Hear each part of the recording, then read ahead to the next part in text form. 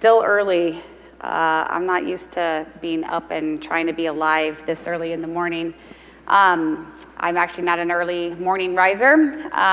In fact, usually I dance till I get to 5,000 steps each morning to make myself a little bit more active and more alive and a lot less grouchy. All right. Yes, my name is Farrah Campbell. I am the head of the modern compute community at Amazon Web Services. And then today we're going to talk about empowering innovation and the importance of fostering community. I want to start out by thanking the organizers and the sponsors, the volunteers, everybody that puts on this event. And also I want to thank all of you for taking the time to be here. I hope that yesterday was filled with fun, learning, and new connections, and I hope that today offers the same for everybody. So in the talk today, we're going to talk about fostering community. I'm going to talk about the benefits of community. I'm going to also talk about the challenges of keeping a community at the center of your mind.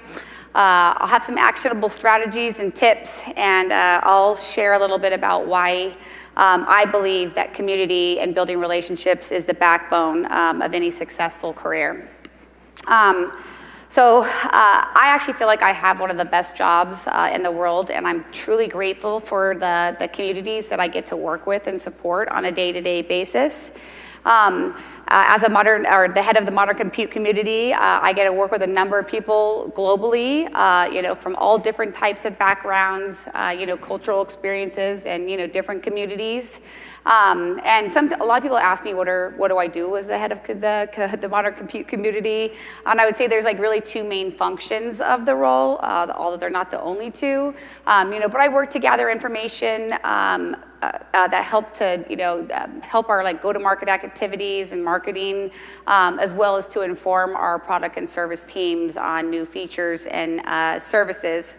But I did not get to AWS in a traditional way, and as we look at my background, you're going to see that there's not really much that makes sense in my career journey. And to me, community, it goes beyond a surface. It's not superficial, it's on purpose, and it matters to me deeply. So to understand this a little bit, in 2014, I was looking for something new. I was not finding any meaning in my work. I was having a really hard time in my professional life and really didn't feel like I was connecting or doing anything that helped the broader good. And I remembered that I really, really enjoyed working with the developers at my stepdad's company when I was 18, and at this company called Technology Solutions Network. So, hey, I can take working from insurance, and now I can go work in tech. So I spent a lot of time that year crafting individual cover letters. I applied at probably over 60 jobs. And the only thing that I received back was an email that said, not hired. We regret to inform you, no, it's not you. And so I decided that I needed to do something different. And so I started to look for communities to participate in. And I tried to meet as many people as I possibly could that might be able to help teach me, how did they get involved into tech, and what did they like about their role? What did they not like? And what were they looking for? And how could I take the things that I'd done in my previous roles to, and show those as transferable skills? And in that, I started going to so many events. I mean, I think I was probably going to, 3 to 4 a week, meeting tons and tons of people. And we had, I was involved in the Portland startup community. There was the women's tech community. We also had a conference called TechFest Northwest that I volunteered at. And during that time, I was able to meet a ton of new people and build a lot of really good connections that actually helped me to find my new role. And as my career progressed, those same opportunities and the same connections became incredibly helpful and beneficial to me. Community is why I'm standing here on this stage today. In fact, today is my very first keynote opportunity here at DevOps Days Dallas. Thank you. And that's thanks to Mike. So Mike, shout out to Mike. Thank you so much for inviting me. But he also provided me my very first speaking opportunity outside of, Portland's small ecosystem at DevOps Days Dallas in 2019 when I was invited to come do Ignite Talk, which was one of the hardest things that I've ever done. Community also means that, I now have friends from all over the world. I grew up in a very small rural town. I didn't know that many people. I wasn't really exposed to, how others lived. And each community that I encountered and each connection that I encountered in that community, I worked really, really hard to figure out what I could do to be helpful. I didn't really have much, I wasn't technical. I wasn't gonna help them debug. In fact, half the time I had no idea what anybody was talking about. But what I could do is champion them. I could, be a support for them. I could amplify their work. I could read through, what the things that they were sharing and, thank them for taking the time for sharing their experiences. And then I could connect people easily from all the connections that I had made in these various communities. And I realized that, connections actually, connecting others and being a matchmaker of sorts became one of my superpowers. I consider connections a pillar for community building. Connecting others and connecting with others is how I'm able to bring value in a technical community, even though I am not in one of those technical roles. I don't ever approach a person thinking, or a situation, or I don't ever participate in a community thinking about what am I going to get out of this. I approach it thinking that there's another human on the other side, and what can I learn from them? How can I understand their goals and what they're trying to accomplish? And how can I figure out ways to partner to move us both forward so we're both winning? And then those connections, they lead to more and more connections, and those connections lead to other connections, and I can connect more people. There's some people that I would meet that would lead to a lot of connections. I think there's many in this room that know Andrew Clay Schaefer, and I think that he was a very key figure at one stage in my career, and actually still is today. We were chatting yesterday about this keynote. But he was pivotal. He introduced me to people that I never thought I was ever going to have the opportunity to sit at a dinner table with, and really gave me a chance. And the thing is some of the connections that I had very early on in my career still are valuable to me today, and I hope that I'm still valuable to them as well. So how many people in this room have gotten their jobs from their current positions through a connection, both either personal or professional? Okay, and then how many in this room got their jobs because they feel like they're part of the DevOps community? Okay, and doing some research, there's a lot of people that agree with that. I mean, there's 85% of people in their roles are coming from personal or professional connections. And 79% believe that connections are key to their career success. And as I approached, my career, I remembered that I had the opportunity to meet Kara Swisher when I was volunteering at Tech Fest Northwest. And she shared with me, because I was talking to her about wanting to transition jobs, and she shared with me Steve Jobs' commencement address at Stanford. And one of the things he said was, strive not to be a success, but rather to be a value. And I really have kept this, with me, through my career. And you can see that as we look at my career progression. And nothing here makes sense. Each job, this is not a career path that I believe many, or maybe some do, but I didn't believe this was going to be for me to encounter. But the common thread in every one of these roles is that they all came from connections from either a prior job that in the tech community, or from the communities that I was participating in. I started off as RipFog. This started off as part-time, and then it became full-time. I was their office manager, so making sure the office is running, trying to, plan events and keep employees engaged. And then I moved to director of operations at my next company at Chirpify, and now I'm in charge of payroll and accounting and taxes. And I knew nothing about any of these things, but mentors that I had believed that I could do this job and were willing to help me to build the skills to be successful. The next job, I moved on to the director of operations, and now I'm, people and customer operations as well. So now I moved to the client side and trying to help set the strategy and strategize on how client operations are going to happen. And again, I needed help to do this as well because this is not something that I had done in the past. My next role, this is even different, more different. Now I'm on the back side of the house. I'm now in the front, right? So now I'm the ecosystems director at Stackery, and then that transitioned to ecosystems and alliances director. And really my job was to, to connect with people in the AWS ecosystem, the serverless ecosystem, and this is where I was introduced to DevOps and the DevOps community. And then from there, and actually I knew nothing about the cloud at this point. I had no idea when people were talking about serverless, and that term can still confuse people today, including myself. But then I moved to a senior product marketing manager, and that came from my connections within the AWS community from the work I was doing at Stackery. And now I'm a senior product marketing manager. I'd never done this before. I'm not a traditional PMM. I'm more focused on the engagement and advocacy side. Really I was trying to foster a stronger relationship between AWS and global developer communities, and trying to help, AWS teams better understand customer experiences and journeys.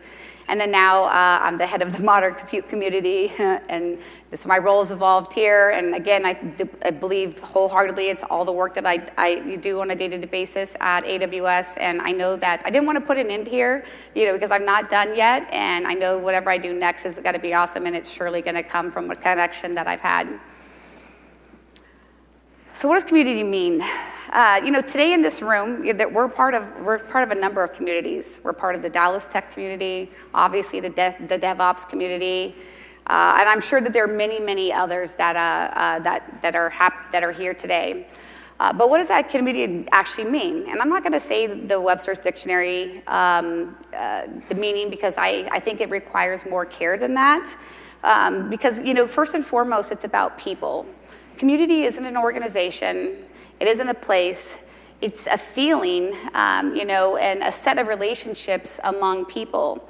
And I see it as there's common, we have something common, and then we are united, to do something bigger. So common and unity. It means to me that, that I have connections with people that will support me, in times when I need help or when I'm anxious and nervous like I am today.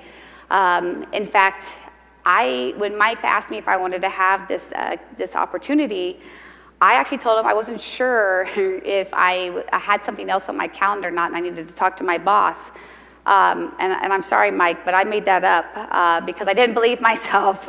I was having a lot of imposter syndrome, and as I talked to folks like Andrew Schaefer, Clay Schaefer, and a few others, they helped to provide me with the confidence that I needed to get up in front of all of you, and talk with you all today.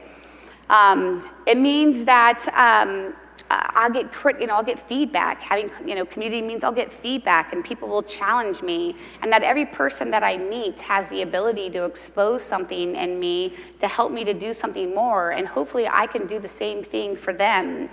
It means that when I'm not alone, and I meet somebody else that's feeling alone, it's no longer just me, it's we.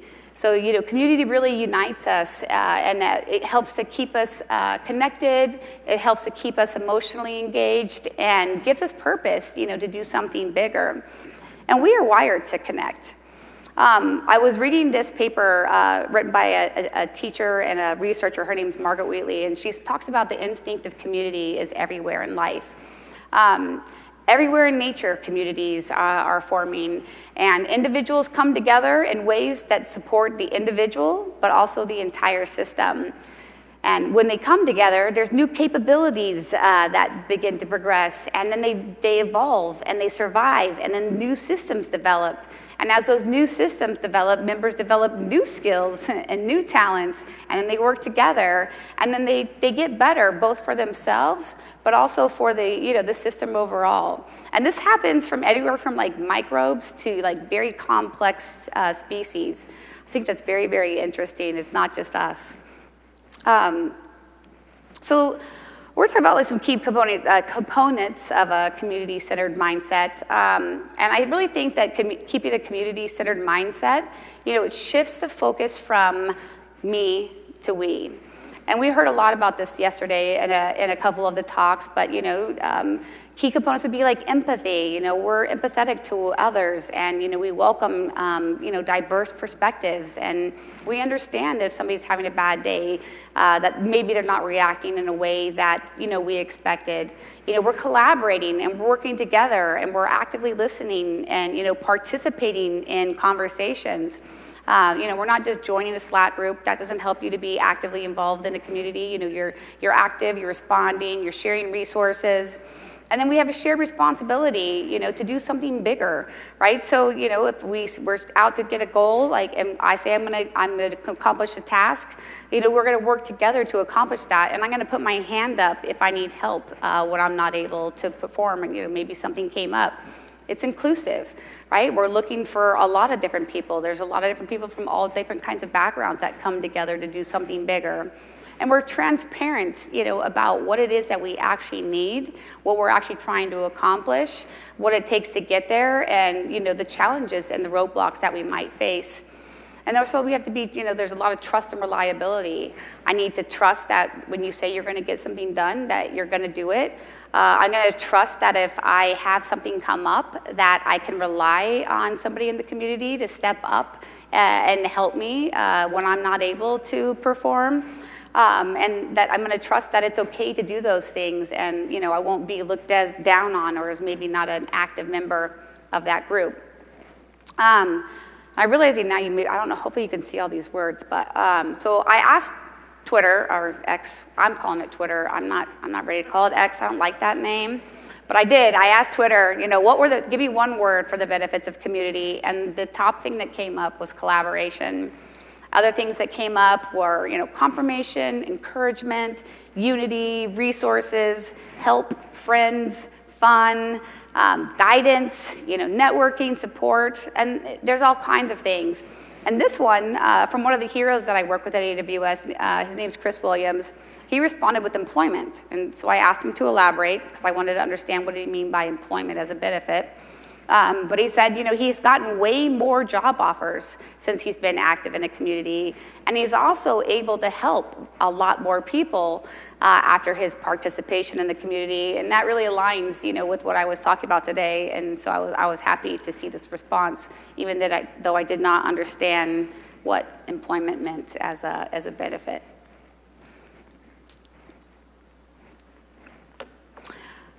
Okay, I gotta take another drink of water.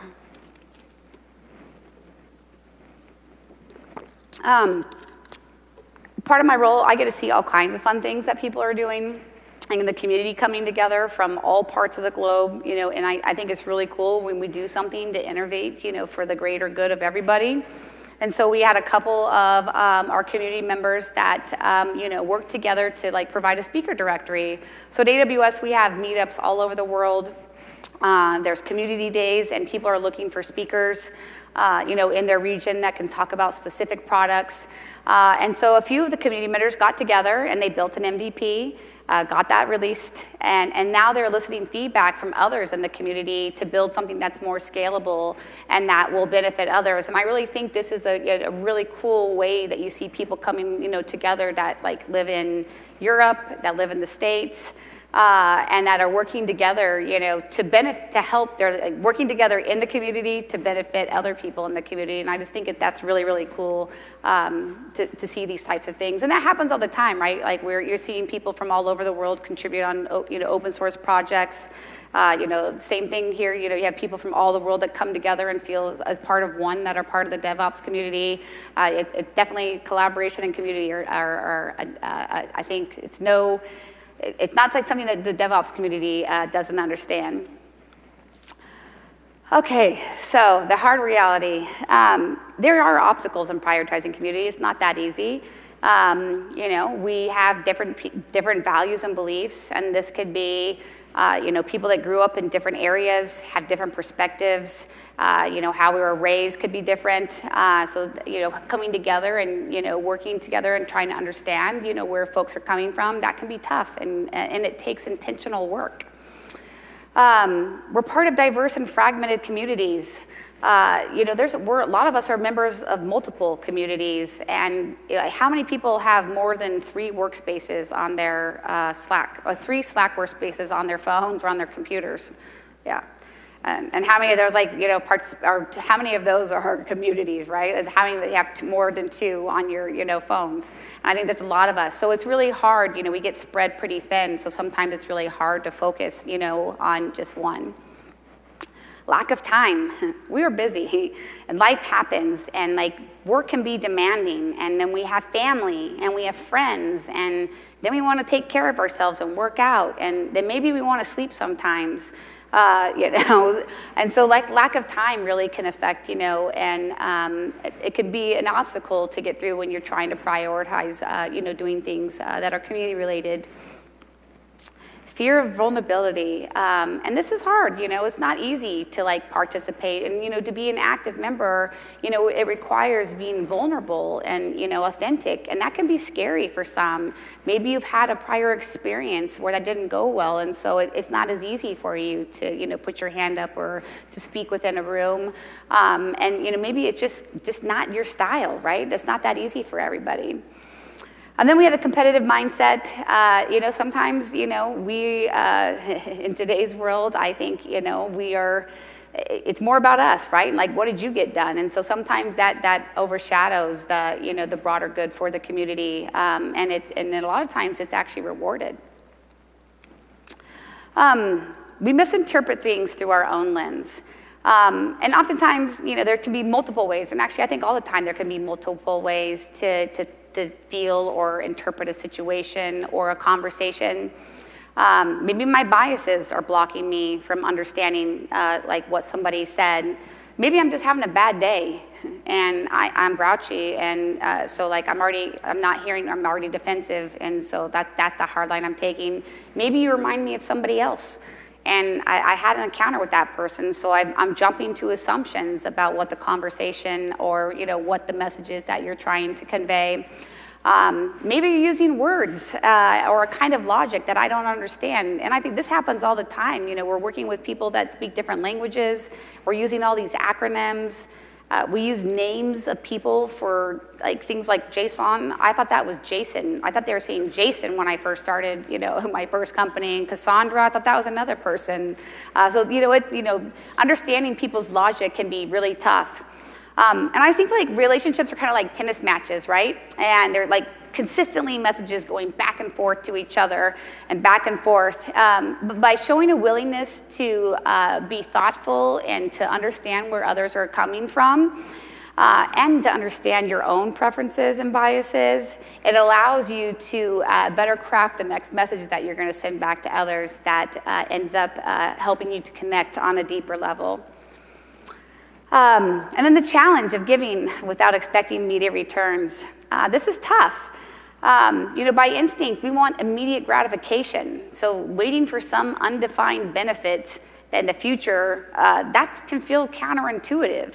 And I might start feeling like I'm giving a lot and I'm not being appreciated, and I'm feeling like maybe I'm starting to get taken advantage of. And over time, it might question, do my contributions matter? I haven't really seen anything from this. But there is this thing called the basic law of social psychology, and I've had to practice this word, but it's called the law of reciprocity. And that just means that if somebody helps you, you have a deep-rooted psychological urge to help them in the future. I don't know if somebody's ever given you a gift and you didn't get them a gift, and now all of a sudden you feel like you need to go get a gift, or if somebody gets lunch and you didn't expect it, and now you're like, I'll get you the next time, and you want to get them the next time. And so the more that you help your connections and people in your community to achieve their goals, the more that they're going to want to help you. Accommodating others' preferences, and that does not mean abandoning your own. Sometimes you might bristle about trying to like take somebody else's communication style. Might think that they want you to be a mind reader, but I don't think that's the case. Simply taking the time to listen to others, to consider where they're coming from, it can actually make a really big difference in like the relationship and how you can communicate. You can still have your own style, and you can still have your own style, but be receptive to what somebody else is saying. And for example, some people might think they want to travel. They want to be very minimal. They don't want a home. Like they want to be able to like just kind of move from place to place. Maybe they don't want kids. And then other people, right, might want the security of a home. Maybe they, want that white picket fence. And neither of these are wrong. They're just based on other people's, preferences, their experiences, and their motivations. Okay. Now then I'm saying like these are some strategies that I've used to participate. These are not all encompassing, and I'm sure that there's others and things that have worked for other people. But I'm going to start by telling what I did. Okay, so attend industry events and local conferences. Identifying like conferences that are relevant to what you're trying to accomplish can be a really good way to start to build, connections, and like clap for everybody in this room because you're doing that today by, attending the DevOps days here in Dallas. Utilize social media. Engage on platforms like LinkedIn, and I'm still going to say Twitter. Maybe it's TikTok, maybe it's Instagram, maybe it's Discord. There's many ways. But you need to share and comment, start to get involved in conversations. And if you don't feel like you have something valuable to say, you can really just start to amplify, read what somebody wrote, share a story about it on Twitter, and help to, champion the work that they're doing. I actually have a daily calendar reminder to do this for I think it's 20 to 30 minutes every day. So I take time, it's on my calendar, and I make sure to go on social media and take a look at what people in the community are doing and try to amplify and support them in any way that I can. Seek mentorship and then engage in continuously learning. I think finding good mentors and can be incredibly beneficial. I know it's been beneficial to me. And communities offer tons of learning resources, whether that's through shared knowledge, maybe they're hosting workshops. There's a lot of training that they get involved. You could be a DevOps day, come to conferences, but there's a lot of resources, so make sure that you're taking advantage of all of those because they really can help you to achieve your career goals. It helps to keep you in the know of what's going on. Be active and engaged and participate in projects. You can't just join a community and join the Slack group and then do nothing from there. That really doesn't help you to get broader exposure, and it's important to get exposure as you're starting to participate. Look for open source projects that you want to maybe you can participate in. And some of what I did is I just read through docs and looked for spelling errors. And, or commented when things didn't make sense to, maybe somebody that was new that wanted to participate. And so I would share with the team, well, it didn't make sense to me, and, ask, questions. Diversifying your network. Look for people outside of your immediate ecosystem and your immediate communities. And it's always important to look for people that are going to help to expose your worldviews and help you to learn more about how other cultures, how they interoperate. Again, I wasn't exposed to any of this until just probably 4 years ago, and I have learned a lot more about myself and how the world works now that I, am looking for, perceptions other than my own. Share and recommend resources. When you learn something, or if you find something that was really useful or found a way to unblock yourself, share that with the community. That actually helps us kind of start to position you as a thought leader. It positions you as somebody that cares for, helping others to not have to suffer for what you have to suffer. I know, Alan, you do a lot of that. You do a lot of writing, and that's really appreciated by communities. And it also can help to, uplift your profile and have you positioned more as integral part of that community. Initiate conversations and follow up, and this can be hard. But take that first step in trying to meet somebody. Look for people in the room that aren't going to put their hand up. Maybe there's somebody that just isn't comfortable, talking in big group discussions, or maybe sometimes some people just need a little bit more time to think about what somebody has said or what something means to them. So try to find people in the room. Maybe they're new to the conference or they're new to the community, but really trying to initiate conversations, understand how to be helpful, understand what motivates somebody, and then follow up. And that can be simply as just thanks for that conversation. I really appreciated meeting you in DevOps Days in Dallas. Here's what I learned from you. Looking forward to seeing you at the next one. And I think people really do appreciate that. Stay organized. So I actually created a list, as I was meeting people, because I was meeting from all parts, all kinds of different backgrounds, and they were part of different networks and different communities. And so I wanted to try to create a mental model. And so I kept a list of different people that I'd met at different conferences. And that way I could kind of go back to that. And if I was going into DevOps Days or I was going to a KubeCon, I could look for people that I had met before, and I could actually remember things that we had actually talked about, which made it easier to talk to them at the next conference. Look for 5-minute favors, and I actually probably I should have put this first, because I feel like this is my number one rule when you're first getting started in with communities, is always looking for ways that you can be helpful. Never approach people with the trying to get something from them, but I always look for ways that I could be valuable first.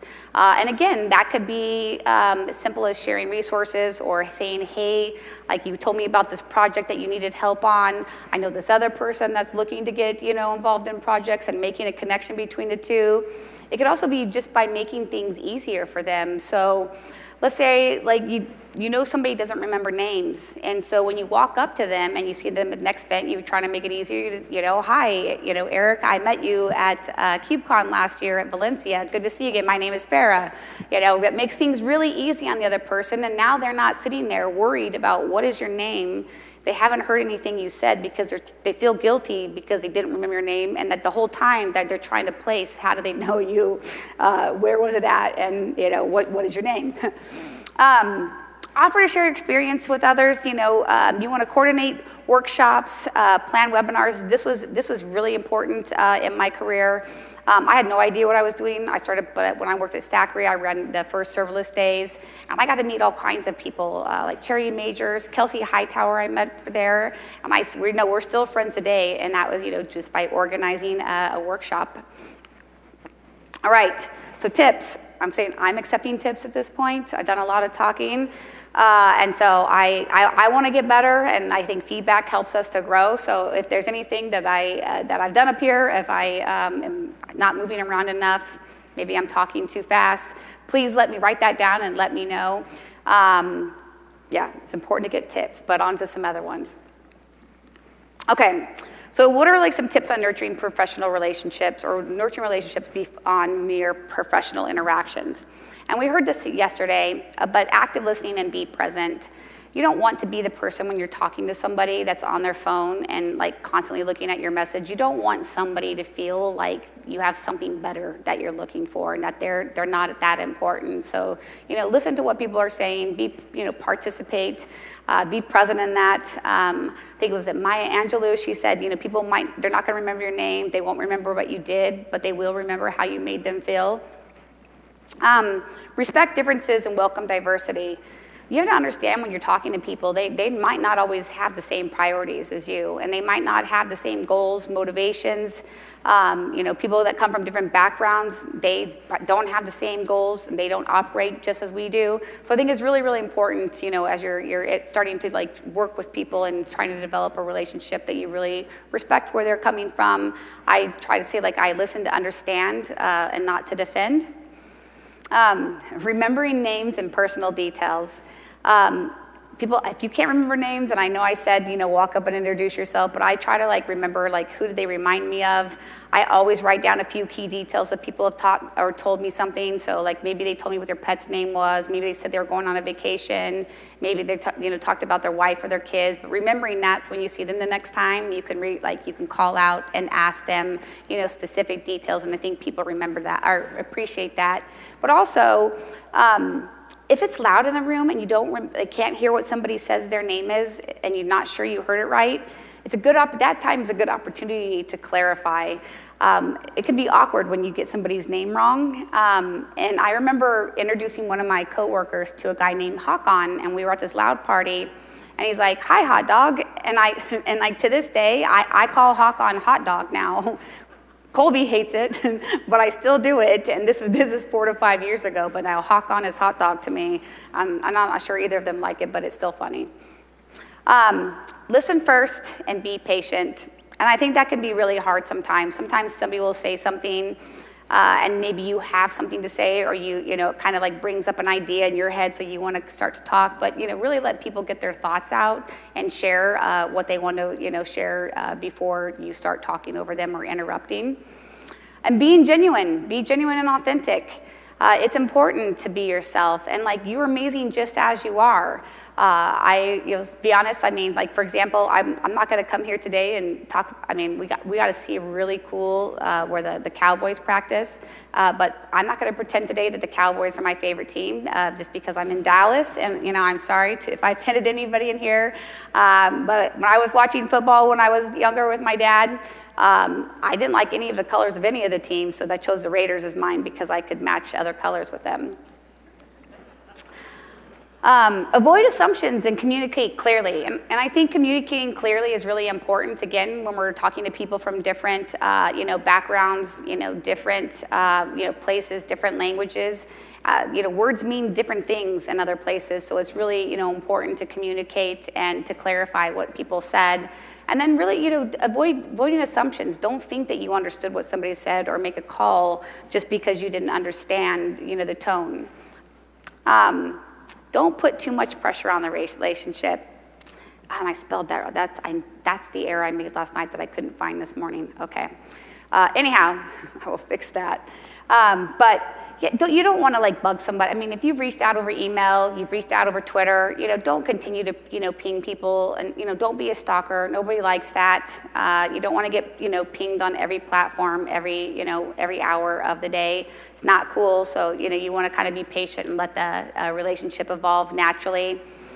Remember, everybody's doing the best they can. We all have a lot going on, and I have no idea. If I've reached out to somebody and they seemed a little standoffish, I have no idea what's happening in their personal life. I have no idea what happened to them that morning. Maybe their father's ill, their son just got in a car accident. These are all things that just happened to me, while I was at, community events. So, give people the benefit of doubt, and, remember, people are doing the best they can. Respect privacy.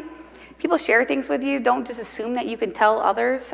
Nobody likes that. I don't like that happening to me when I talk to people about things. So you want to make sure that you're positioned as somebody that people can trust. Ask questions about people. What motivates you? What do you love about your job? What do you do for a hobby? What do you like to do for fun? What do you need help with? Is there anybody, if you could meet anybody, who would it be and why? What do you like to eat? Get to know somebody. It makes it a lot easier to start to form really genuine bonds.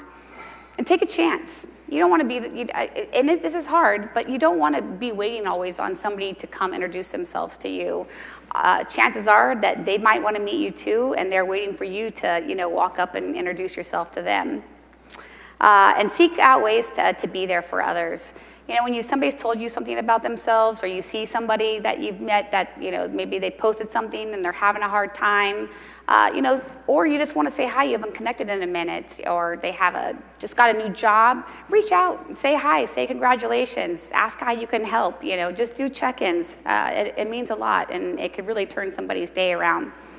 I put all these on one slide. I don't know if somebody told me to do this, so I put them all on slide just in case anybody wanted to, but I always say be kind, be thoughtful, but most of all, be thankful. But this is my unofficial guide to building relationships. All right. It's a long game. Building relationships and starting to, build genuine genuine connections, and to, becoming an, active member in a community, it can really take time. And it doesn't just happen. So trust is built. It doesn't just come right off the bat. So, I challenge everybody, for the next couple months, like starting the next week, just put a time on your calendar to reach out to somebody and see what you can do for them, and somebody different each week, probably not the same person, and then see where that leads. And I think this cat is so funny. Looks like my cat, but like a real grouchy my cat. And again, cultivating relationships, it's really the backbone of any successful career. In our global world of work, all of us are independent of one another in some, fashion. But when we work together effectively, we're able to do much bigger things, and we're able to have bigger impact. We're able to learn more about ourselves, and it really helps us to perform at a higher level. Relationships are transformative. Please invest in them, nurture them, watch them grow, and change your career trajectory. I look at these pictures, and I still don't know how I ended up here today, but being able to host AWS on air, I never thought I'd be a reinforced hosting sessions on Twitch. I'm not a gamer, and I thought I got to go to Bangkok last year and spend time with the APAC community, and that was such a great moment to meet and connect with others over there.